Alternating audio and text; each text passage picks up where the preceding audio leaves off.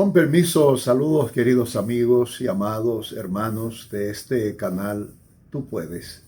Continuamos con nuestros temas acerca de la oración, los impedimentos, dificultades, obstáculos que se presentan en nuestra oración para recibir algo de parte de Dios o para tener una comunicación eficaz conforme a lo que la palabra de Dios nos enseña. Uno de los elementos principales que tenemos en nuestra relación con Dios y con cualquier persona es el conocimiento que podamos tener de esa persona. En el caso del Dios nuestro, la Biblia nos enseña que nuestro Dios quiere ser conocido. De hecho, el profeta Jeremías nos dice que si alguno se ha de gloriar, que se gloríe en conocer y entender a Jehová. Y el apóstol Pablo, en muchas de sus oraciones en el Nuevo Testamento, tanto en la carta a los Colosenses como en la carta a los Filipenses, a los Efesios, nos habla acerca de esto, de la necesidad de conocer al Señor. Y Jesús mismo, cuando habló acerca de la eternidad, ¿qué es la eternidad? Conocerte a ti. El conocer a Dios es fundamental, como en cualquier relación que nosotros podamos tener con cualquier persona o cualquier cosa, a fin de nosotros acercarnos con tranquilidad y seguridad a alguien, es preciso que tengamos algún conocimiento de Él. Conocer a Dios nos da tranquilidad, nos da paz, nos da confianza. En la medida en que el conocimiento que nosotros tenemos de alguien crece, en ese sentido crece o decrece nuestra confianza en esa persona. Hacemos memoria de uno de los casos que más me gusta mencionar en términos de la relación con Dios y en este caso con la persona de Jesucristo, fue cuando aquel leproso se le acercó a Jesús y le dijo: si quieres, puedes sanarme. Y señalo siempre este caso como uno de aquellos donde tenemos un conocimiento parcial de la persona. Este hombre evidentemente tenía un conocimiento parcial. Él sabía que el Señor podía. ¿Que no sabía? Él no sabía que el Señor también quería. El conocer a Dios nos ayuda a entender cuáles son las demandas, cuáles son los requisitos que Él tiene para acercarnos a Él. ¿Qué cosas pudieran constituir un impedimento? ¿Cuáles serían las oraciones que nosotros pudiésemos esperar que fuesen contestadas?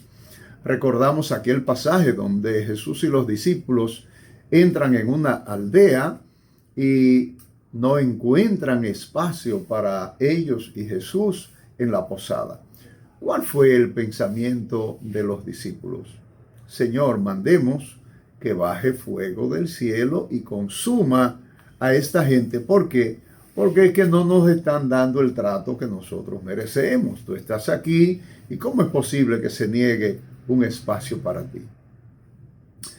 Jesús les responde de una forma tajante: ustedes no saben de qué espíritu son. En otras palabras, ustedes no conocen, ustedes no tienen idea de cuáles son las cosas que el Dios suyo puede aprobar y cuáles va a rechazar. De esa misma manera nos habla la Escritura también. Santiago nos habla de las cosas que nosotros pedimos y no recibimos y por qué no las recibimos. Y todo eso tiene que ver con el conocimiento de Dios. Dios se da a revelar y con nosotros sabemos la carta que escribe el apóstol Pablo a los romanos. Allí en ese capítulo 1 nosotros podemos entender lo que es una revelación general. Nosotros hablamos de que Dios es conocido a través de las cosas hechas, su eterno poder y su deidad se hacen claramente visibles a través de las cosas hechas. Eso está para todo el mundo. Pero no está igualmente para todo el mundo ese conocimiento especial que viene a nosotros por vía del estudio de la palabra y también por una relación de intimidad con Él a través del Espíritu Santo que viene a nuestras vidas cuando nosotros tenemos una relación con Él a partir del conocimiento de la palabra de Dios. Cuando oímos el Evangelio y creemos en Él, el Espíritu de Dios viene a nosotros. Ese Espíritu que viene a nosotros, el mismo Jesucristo, nos habla del papel del Espíritu. ¿Cuál es el papel del Espíritu? Entre una gama amplísima que tiene el Espíritu Santo como Dios, como infinito en todo, ¿cuáles serían las limitaciones que Él tendría que hacer o no hacer para con nosotros? Pero en lo revelado nos da conciencia de pecado. El Señor nos da a entender cuáles cosas son agradables en el cielo y cuáles cosas no son agradables. Nos da entendimiento de la verdad, nos da entendimiento de juicio, nos da entendimiento de justicia. ¿Qué cosa es justa? ¿Qué cosa es apropiada? ¿Dónde nosotros pasamos las líneas? Esa relación con el Espíritu Santo no se limita allí. El Espíritu Santo también nos da a entender lo que es bueno, lo que es malo. Ese sentido ético, moral de nuestros actos, el Espíritu Santo nos lo da a entender. ¿Cómo? El Espíritu se contrista en nuestro interior. Y nosotros sabemos también del gozo que se produce en nosotros por el Espíritu de Dios cuando hacemos las cosas que a Dios le agrada. Usted puede reconocer y lo ha experimentado cuando hacemos una buena obra, cuando usted le predica el Evangelio a alguien, cuando usted saca a alguien de un error, cuando usted le extiende la mano de ayuda al necesitado, usted sabe que en su interior se produce un gozo especial. Ese gozo del Espíritu de Dios que celebra el que nosotros hagamos las cosas que manda la Escritura, es de las que Él da a mostrar en nosotros y que nos prueba que nosotros verdaderamente somos hijos de Dios. Ese camino allanado, cuando pedimos lo que conviene, cuando pedimos conforme al plan de Dios en nuestras vidas, esas son las que realmente nos producen un acceso directo y un tocar la fuente donde están las riquezas de Dios para nosotros. Dios quiere ser conocido. Y al conocerlo, sabemos qué es lo que Él tiene disponible. Eso que podemos tocar, qué podemos pedir, cuál es la satisfacción de Él para con nosotros en el papel que Él nos ha adjudicado. Todos nosotros tenemos un mandato de parte de Dios, unos de una forma, otros de otra. Así como nosotros leemos, por ejemplo, en la parábola de los talentos. Esa parábola nos habla de diferentes niveles de capacidades. Personas que pueden administrar mucho, otros que pueden administrar medio y otros que pueden administrar poco. A cada uno se le da conforme a las capacidades que Dios ha puesto en él. Y Dios no se equivoca en eso. Dios nos da conforme a lo que nosotros podemos administrar. A veces miramos lo que otro administra y lo queremos para nosotros. Dios sabe lo que tú puedes administrar y no te dará más. Una vez que te ejercites y en obediencia satisfagas esos deseos que Dios tiene de que tú le administres esta porción, Cuando tú mismo te des cuenta, yo puedo administrar eso. Dios lo sabe hace tiempo, pero tú tienes que saber que tú tienes esa capacidad y que puedes abordar más y te dispones a darle más al Señor. Va a llegar más. El Señor te pondrá en lo mucho aquello que aquel de manera natural recibe, porque Dios tiene un don para cada uno de nosotros.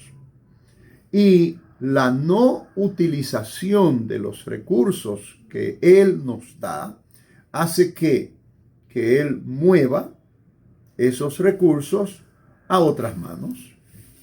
¿Dios se equivocó? No, Él no se equivocó. Él tiene una porción para cada uno, porque ninguno de nosotros podrá excusarse delante de Dios como se excusaron aquellos en la plaza cuando fue a contratar el dueño de la viña, que al final, faltando unos minutos para terminarse el día, le dijeron el gran argumento al Señor, la gran excusa, es que a nosotros nadie nos ha contratado.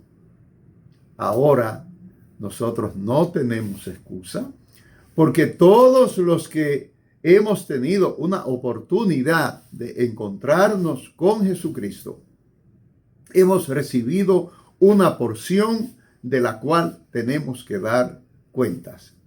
Y esa cuenta puede ser mejorada, esa cuenta puede ser muy superada, dependiendo del tipo de esfuerzo que nosotros pongamos, y es lo que hará que veamos superadas esas etapas, esos escalones, esos avances, esos crecimientos. Cuando hablamos de avanzar en el Señor, de crecer en el Señor, hemos de pensar de crecer en términos espirituales. Cuando pedimos, qué bueno que nosotros le pidamos al Señor recursos espirituales, conocimiento, sabiduría, consejo, generosidad, bondad, que nosotros aprendamos a ser generosos, a extender la mano. Y extender la mano no significa necesariamente llevar algo, sino poner el hombro, ponerse ahí al lado, extender la mano de ayuda, ayudar a superar un obstáculo a otra persona. Muchas veces pensamos que no tenemos nada que dar. Y hay cosas sumamente valiosas que Dios las valora porque Él las hizo valiosas. Y usted debe saber que las más valiosas para Dios no son las terrenales. Nosotros le damos muchísimo valor a las cosas terrenales, pasando por alto que son tan pasajeras. Todo en esta vida es pasajero.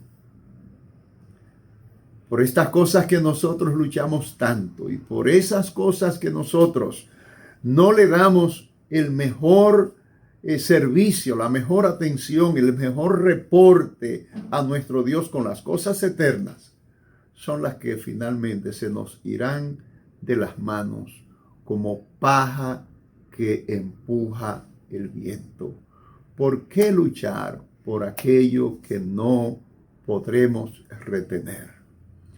¿Por qué luchar por aquello que se nos irá, de todas maneras se nos irá de las manos? Luchemos por lo permanente, luchemos por aquello que nos acompañará al final de nuestros días. Con gozo y amor del Señor te decimos que en Cristo Jesús tú puedes.